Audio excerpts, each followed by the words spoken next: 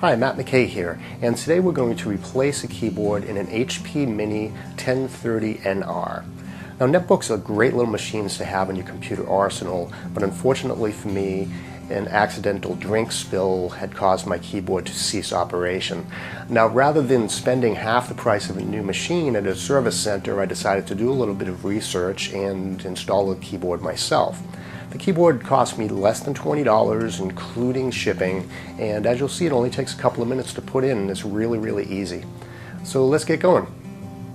So here's my Netbook Mini 1030NR, and please note that this repair is only for the 1030NR. Other keyboard replacement jobs for different models of HP netbooks, I've done a bunch of different ones. They're going to differ slightly, so make sure that you do have the 1030NR. With any electronic repair, make sure that you unplug the main power, and to ensure that you actually do have the 1030NR, or to determine model of your netbook, just look right on the back here. There we go. And it's going to tell you the model number right there. Okay, so first order of business, we're going to close it up obviously, and just flip it over. Now we need to locate the battery compartment, which is right here, and that's the battery. And we have two latches. We have a latch that locks the battery in place, so we're going to slide that over to the center.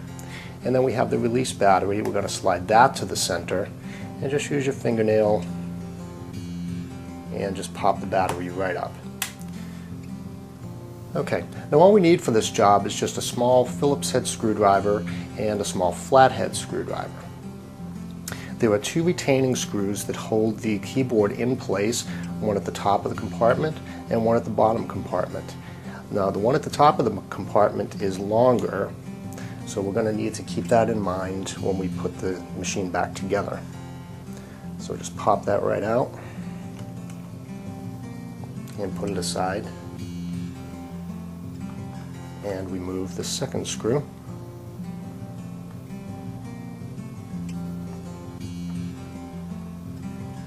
And we put that aside. Screwdrivers that have magnetic properties work really well for small electronic repairs. And you can see the difference between the two screws, and maybe you can see them. One is longer than the other. This is the top screw, that's the bottom screw, and you're going to want to remember that when we put the machine back together. And notice this hole right here is about the size of a dime, and we're going to use that to push the keyboard out initially. Okay, flip the machine over, open the monitor, and all you do is just take a finger and just press the keyboard out. Just use some light pressure, and you can see the keyboard has formed a gap up the top. Okay, so just very gently with your fingers, just work around the keyboard. Now there were just little clips that we need to get out of place, and that's about it. Okay, now the keyboard is free except for the ribbon cable, which is still attached to the motherboard. Now the ribbon cable is held into place by this little lever. Now all you do is you can use a fingernail or a very small screwdriver and just be very gentle, and it's on a hinged mechanism, so all you do is just pop that right up, and the cable is all set. So now our keyboard is removed.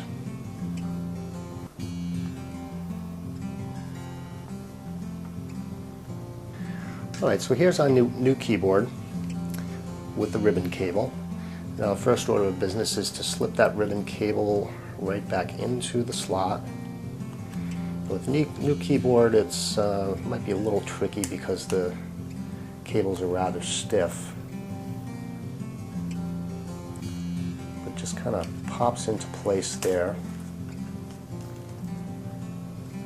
And once you have it in place, we're just going to flip over that hinged lever once again. There we go. And notice on the bottom we do have these ridges. Those install first into the body of the computer. just press the rest into place. And work around and just press down gently,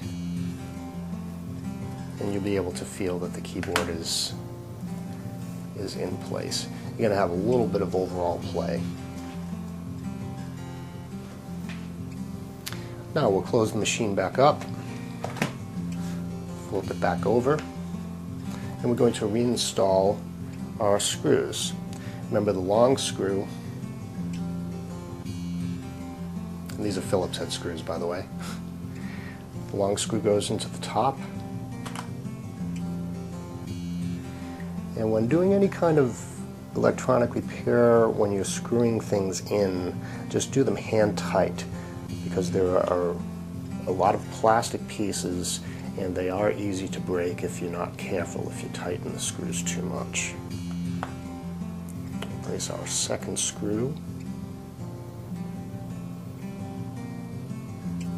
Okay, remember, just hand tight. And then when we install the battery installs from the back. Just slide it into place in the slot and just push it on down. Press the locking lever over to lock the battery in place. And we're good to go. So now boot up the computer and check out your new keyboard, and everything should be working properly, and that's about it. So there you go. Your HP Mini 1030NR should be operating as good as new, and I hope that you found it easy, because it really, really is. So once again, I'm Matt McKay, and best of luck to you. We'll see you again.